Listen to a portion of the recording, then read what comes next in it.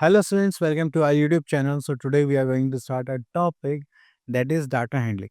तो जब भी हम डाटा हैंडलिंग की बात करते हैं तो यहाँ पर हमारे पास एक कॉन्सेप्ट आता है कि जो भी आपके पास डाटा इन्फॉर्मेशन है आप उसको कैसे अरेंज करेंगे, रिप्रेजेंट करेंगे, एनालाइज करेंगे एंड उसके बाद जो भी ऑब्जर्वेशंस हमें वहाँ से देखने हैं वो आप कैसे आप उसको लोगों को बताएंगे। ठीक है, तो चलिए वन बाय वन देखते हैं हम यहाँ पर क्या देख। सबसे पहले हमारे पास कुछ इन्फॉर्मेशन है वो देख लेते हैं।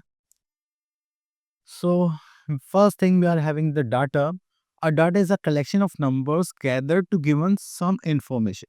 अब देखिए हमारी क्लास में कुछ भी इंफॉर्मेशन है जस्ट लाइक आप मान लीजिए मैं मैथ्स का स्कोर देखता हूँ क्लास में कि हमारी क्लास में जितने बच्चे हैं उनमें से सब बच्चों का मैथ्स का स्कोर कैसा है। ठीक है, हमारे पास एक लिस्ट होती है, उसमें हम देखते हैं कि हाईएस्ट मार्क्स किस बच्चे के हैं, लोएस्ट मार्क्स किस बच्चे के हैं एंड बिलो एवरेज मार्क्स कितने बच्चों के आए हैं, बिलो सॉरी अबव एवरेज कितने बच्चों के आए हैं, तो वो सारी चीज़ें हम कहाँ देखेंगे? डाटा में। So next thing there are 2 types of data, the first one is primary data and the second is secondary data. अब देखिए प्राइमरी डाटा वो डाटा होता है जो हम खुद जाके कलेक्ट करें। अब मान लीजिए मैं यहाँ से किसी पार्क में गया, मैंने सबसे पूछा कि आपको कौन-सी आइसक्रीम पसंद है? मैं आपको 2 ऑप्शन देता हूँ, एक बटरस्कॉच और एक चॉकलेट। तो मैं वहाँ पर जाकर लोगों से कन्फर्म कर रहा हूँ। तो मैंने 100 लोगों के साथ सर्वे करा और 100 में से 80 जो लोग थे, 80 पीपल जो थे वहाँ पर, तो वो क्या होंगे हमारे, जिन्होंने क्या चूज़ करी? चॉकलेट एंड बाकी जो 20 पीपल थे, उन्होंने क्या चूज़ करी? बटरस्कॉच। तो यहाँ पर हमारे पास क्या आ गया कि हमारे पास जो डाटा खुद कलेक्ट करा, डायरेक्टली जाके वो हो गया प्राइमरी डाटा। अब वो डाटा मैंने जाकर अपने ऑफ़िस में सबमिट करा और वो उस डाटा को यूज़ कर रहे हैं, तो उनके लिए वो क्या हो गया? सेकेंडरी डाटा, ठीक है? जो ऑलरेडी कलेक्टेड था। सो secondary data is a second-hand data which is already collected from TV, internet, newspaper, magazines, travel vouchers, and other sources. Okay. Next, we are having raw data, a collection of observations gathered initially. जो सबसे पहले जो भी data collect करते हैं उसको बोलते हैं हम raw data. Okay, next is frequency distribution table. अब यहाँ पे क्या है कि जो भी हमें डाटा कलेक्ट होता है हम उसको नंबर्स में डिवाइड कर देते हैं कि वो 1 टाइम हो रहा है, 2 टाइम हो रहा है, 3 टाइम हो रहा है। तो first one we are having observation, each numerical fact is known as observation. Okay, then we are having arrayed data, the data arranged in ascending और डिसेंडिंग ऑर्डर। अगर हम उस डाटा को अरेंज करके रखते हैं that is arrayed data. Okay, next is frequency, तो इसमें आता है the number of times a participation observation is repeated is known as frequency। ठीक है, अब मान लीजिए कोई भी चीज 5 टाइम्स रिपीट हो रही है, 6 टाइम्स रिपीट हो रही है, तो उसको हम क्या बोलते हैं? Frequency. Next we are having range, तो रेंज में क्या होता है? The difference between the highest and the lowest value of the observation is called the range. Clear? अब जैसे मान लीजिए हम शॉप पर भी जाते हैं, हम पूछते हैं ना कि रेंज क्या है, उसमें लिखा होता है कि आप लोएस्ट बताइए कितना है और हाईएस्ट आपके पास कितना है। ठीक है, तो आप उसका डिफरेंस हम क्या बोलते हैं? रेंज। ओके, सो आगे से चलते हैं एंड देखते हैं हमारे पास और क्या क्या टॉपिक गिवन है। Okay, so now we are having our exercise 19.1। So here we are having question number 1, in a mathematics test following marks out of 20 were observed by 30 students of class 8. Arrange, arrange the marks in a table using tally marks and answer the following questions. Okay. तो यहाँ पर हमें बनानी है frequency distribution table. तो चलिए इस question को पिक कर लेते हैं। चलिए इसको भी हम एक बार ले लेते हैं अलग से। चलिए हम फ्रीक्वेंसी डिस्ट्रीब्यूशन टेबल बना लेते हैं पहले। सो हमारे क्वेश्चन में यहाँ पर गिवन है मार्क्स। ओके, चलिए स्टार्ट करते हैं। एक कॉलम बनाते हैं मार्क्स के लिए, देन एक कॉलम और बनाते हैं यहाँ पे टैली मार्क्स के लिए, this tally bars or marks, wait, this is tally marks।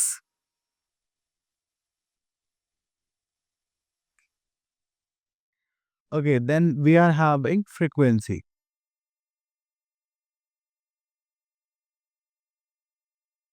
Okay, तो चलिए अब इसको सॉल्व करते हैं। तो यहाँ पे नंबर्स लिखते हैं। ठीक है, यहाँ पे फर्स्ट है 16, 16 में काउंट करते हैं 1 2 3 4, 5. ओके, टेलीमार्क्स बनाते हैं 1 2 1 2 3 4 5. अगर फ्रीक्वेंसी कितनी होगी हमारी 5, then we are having 13 1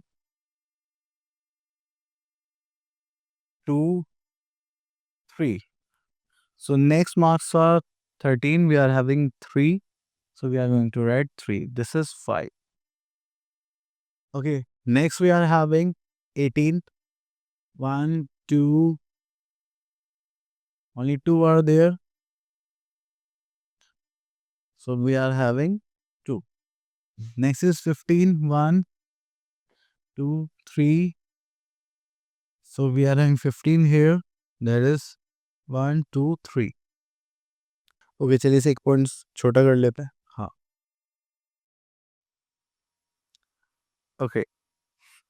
Next we are having 12, so we are going to write 12, 1 2, only 2 are there, 1 2, this is 2. Then we are having 19, 1 2 3 4. So we are having 19, 1 2 3 4. So we are having 4 here. Then we are in 17, 1 2 3. Okay, here we are 17, 1 2 3. So again we are having 3.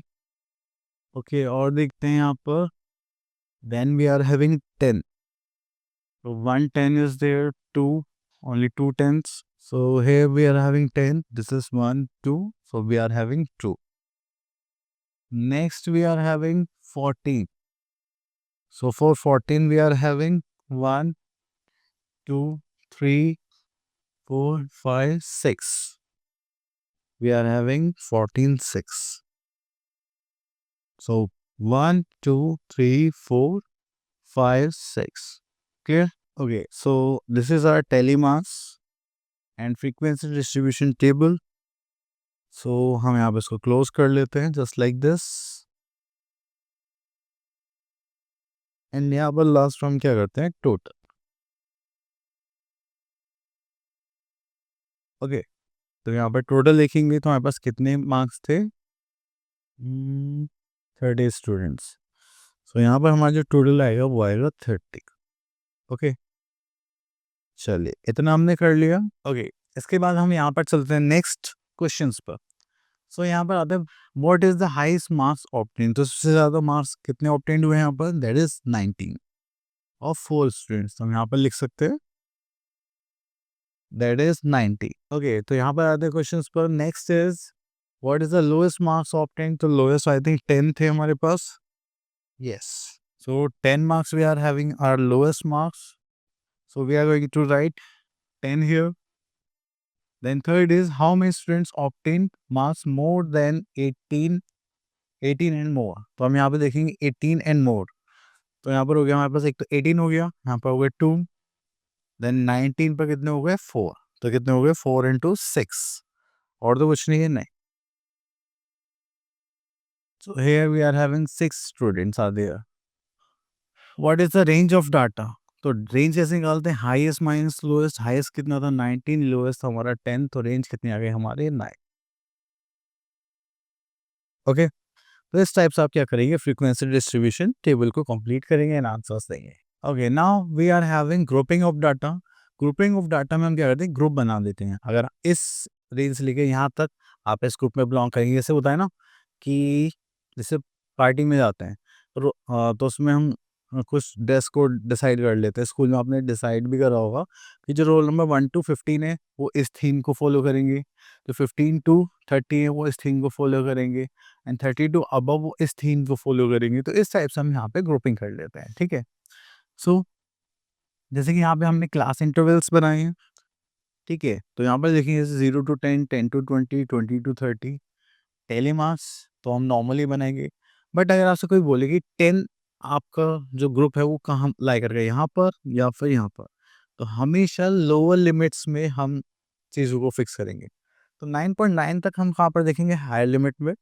ठीक है, then उसके बाद हम अगर 10 आता है तो वो देख जाएगा लोअर लिमिट में. ठीक है, so now we are having our exercise 9.2 and we have to arrange the data according to the groups. Okay, so let's pick question number 4 from here. Okay, now here we are having the electricity bill in rupees of 25 houses of a certain locality for a month are given. Then यहाँ पर हमें bills given है 325, तो यहाँ पर हमें range given है class intervals की 300 to 400, where 400 is not included, जैसा हमने अभी डिस्कस करा था. तो चलिए यहाँ से हम अपने आंसर्स बनाते हैं. ओके, तो यहाँ पर हो गया हमारे पास these two. तो यहाँ पे हम क्लास इंटरवल लिख लेते हैं.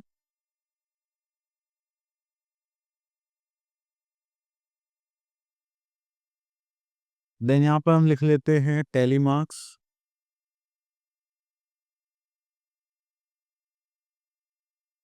Then we are having frequency.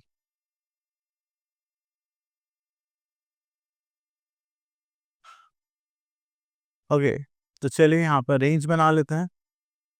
हम स्टार्ट करते हैं 300 से, just like 300 to 400, then 400 to 500, 500 to 600, 600 to 700. तो यहाँ पर 800 में है क्या कुछ नहीं, सो इतना आ जाएगा. This is 700 to 800. ओके, सो चलिए मार्क करते हैं. अब यहाँ पर देखिए 324, तो यह मान आ जाएगा यहाँ पर मान. Then 700 will become from here 617, तो इस रेंज में लाई करेगा. देन 400, देन 356, 365, 435 यहाँ पर लाई करेगा. एंड 506, 548 here, 736 यहाँ पर आ जाएगा. देन 780 यहाँ पर आ जाएगा. 378 यहाँ पर आ जाएगा. 570 ये यहाँ पर आ जाएगा. 685 दिस इज here. एंड 312 देखिए हो गया 5, तो हमने यहाँ पर कट कर दिया. 630 here. 584, 584 यहाँ पर आ जाएगा. 674 अगेन here. देन 754 यहाँ पर आ जाएगा. 776 तो यहाँ पर हो गया. देन 596 यहाँ पर आ जाएगा. And then 745 will become here. Okay, तो चलिए अब यहाँ पर फ्रीक्वेंसी डिस्ट्रीब्यूशन तो हो गया है. अब यहाँ पर फ्रीक्वेंसी लिखते हैं. This is 5, this is 3, okay, this is 4, this is 4 again, and this is 5. Now we have to make a sum. यहाँ पर हम क्या करेंगे, total. This is 5 plus 5, 10, 18, 19, 20, 21. Okay, so here we are having 21. Oh sorry, ये चलिए अभी तो यहाँ पर थोड़े से और बचे हुए हैं, तो यहाँ पे कर लेते हैं 565. So we are having 565, तो यहाँ आ जाएगा यहाँ पर this is 5. ओके, देन 763 कहाँ जाएगा यहाँ पर. एंड 472 तो ये आ जाएगा यहाँ पर. ओके, तो चलिए यहाँ पर कितना हो गया 5, this is 4, then again 5, 4, and यहाँ पर हो गया कितना 5, 6, 7.